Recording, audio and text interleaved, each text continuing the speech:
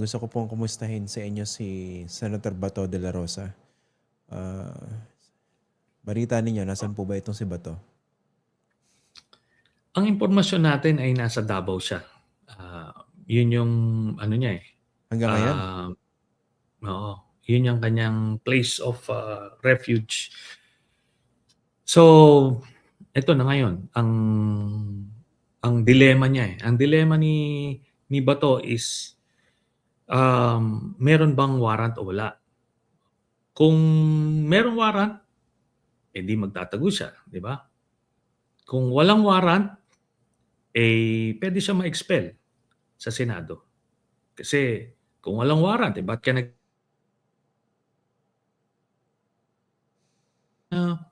mga contact niya sa PNP kung may warrant ba o wala, 'di ba? Kung wala, eh, di sabihin nag-a-absent siya na, walang warrant.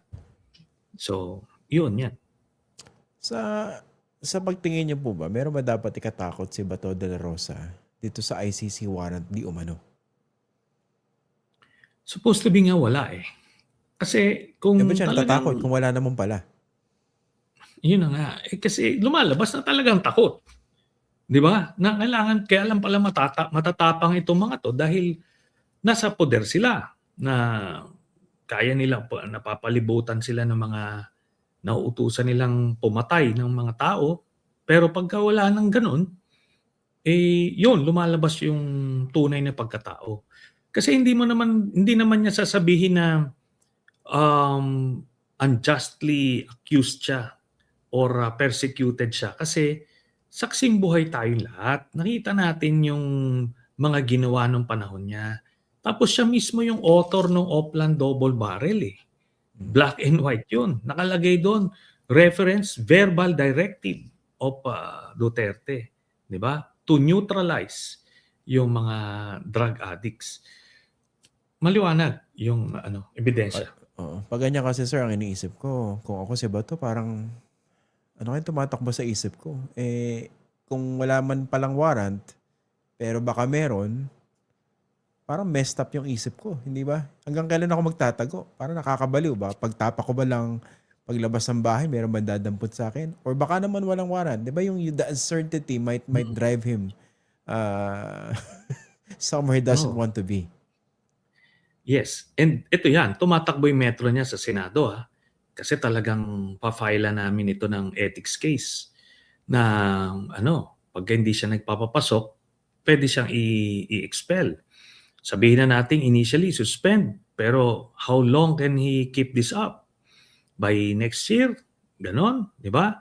Pero by 2028, by 2027, maliwanag na ito na talagang isinantabi niya yung mandatong ibinigay sa kanya ng taong bayan. There is no excuse anymore. He should be expelled. So, by 2028, 13 na kandidato na ang kukuhanin. Top 13 na sa Senado para yung remainder of the second term niya ay iba na ang representative, yung magpapapasok naman. Kasi sinayang niya yung mandatong binigay sa kanya ng taong bayan. Pag ganyan po ba, anong posisyon yun? Dapat ba tumatanggap ng sweldo yan, miski absent? Siguro for a limited period of time, pwede. Pero eventually, ito kasi hindi lang siya nag-a-absent. Kung hindi siya talaga nagpe-perform. 'Di ba, walang bills and resolutions na pinapasa, 'di ba? Wala, eh, ni Oy. Kaya ano 'yan, para saan yung budget na binibigay ng Senado para sa kanyang opisina. Kasi yung mga staff niya puwedeng i-absorb na 'yan ng Senate Secretariat, eh. Mm. Oh. Pero yung MOOE niya, eh, hindi na dapat ito ni-release kasi wala naman siyang output. Mm. Iba nadinig ko parang inihambing ito ron sa situation before ni then Senator Leila de Lima. Sa akin naman, sobrang labo naman. That was night and day. 'Di ba? Si Leila de Lima, inimbentohan ng kaso ni Rodrigo Duterte, dinetain, tapos Hmm. eventually, basura yung lahat ng kaso kaya dismissed. Pero di ba I remember, kung hindi ako nagkakamali, nung nakapiit yan, siya mismo nagpupumilit, payagan nyo ako miski naka-Zoom, naka-online, I would participate. Medyo hindi And natin nakikita kay Bato ito, no? I don't know. hmm. And similarly situated kami, Christian, kung maalala nyo, ganon din yung situation ko, naka-detain Yeah, din. yeah. Pero parehas kami ni Senator Laila, kahit naka-detain kami, nagpapasa kami ng bills and resolutions. In my case, nag-conduct pa ako ng committee hearing sa loob ng piitan, di ba? Mm. So, magpe-perform ka, nakakagawa ka ng si Senator Laila nakakapag-issue siya ng statements para kung ano man yung mga posisyon niya sa mga bagay-bagay. Etong kay Bato, parang ito yung kay Senator Ping Lacson. Nung nakasuhan siya ng double murder, nagtago rin siya. Ang pananaw ni Senator Lacson noon, he was unjustly accused dito sa crime na to, kaya hindi niya hinarap. Pero ang nangyari noon, after 9 months na nag-absent siya, naging fugitive siya, pinadlock yung kanya opisina. At yun ang nangyari doon. Kasi hindi na ma-justify ng Senado bakit nagre-release pa ng pondo sa opisina niya. So meron palang precedent na pwedeng pagbasihan in the case of Senator Bato de la Rosa. So reasonably 9 months. 9 months noon, pero ito kasi until siguro yung pagka nag-adjourn si Dian na to, dito sa June, edi makikita natin. Ano Diba? po yung nyo, unsolicited advice dito kay Bato de la Rosa dito sa kanyang sitwasyon ngayon? Ang advice ko sa kanya, para makatulog na lang siya ng mahimbing, i-ano niya na. Harapin niya na ito, magpunta na siya, mag-volunteer na siyang magpa-deport sa Dahig. I-surrender siya doon para masamahan niya si Digong, di ba? At mapahay moral niya doon, mabantayan niya. Kumbaga, pakita niya yung kanyang loyalty kasi sinasabi niya naman niya na everything that he is and whatever he has, galing yon lahat kay Digong.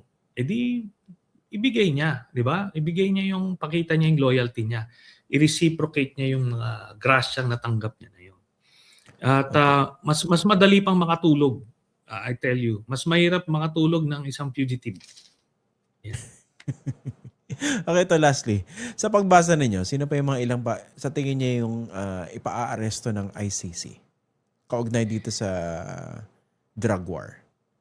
Ang hindi, sabi nga natin, we can only estimate, Pero I can be sure na si Bongo, isa dyan, si Albayalde, most likely. Tapos may iba pang generals na magkakaparehas kasi yung ebidensya eh. Pagka sinabi nila parehas ebidensya, di sige, sama-sama na kayo. So, baka at most siguro apat, pero most likely 2, parang gano'n eh. Depende, everyday kasi marami silang nakakalap na ebidensya eh. Dito kay Bongo, why Bongo? Si Bongo kasi, siya yung kumbaga fund master eh. Tapos meron din siyang sangay, yung Special Operations Branch nung War on Drugs sa kanya. May mga special targets sila, yung mga karibal ni Michael Yang, na mga miyembro ng ibang triad, yan yung mga tinutumba nila. Kasi yun yung karibal nung domestic supply nila eh. Tapos meron din yung mga ninja cops na sa ibang kartel nagtatrabaho. So ganon ang nila. Kunyari kagaya nila Espinosa, yan. Tapos yung iba pa, yung Udikta, yan yung mga ibang distribution network yun eh. Sa branch ni Bongo ginagawa yon. Yung kay Bato kasi na branch, ito yung PNP-wide operations. So itong kay Bongo yung special operations. Yan yung nakita ng mga investigador ng ICC.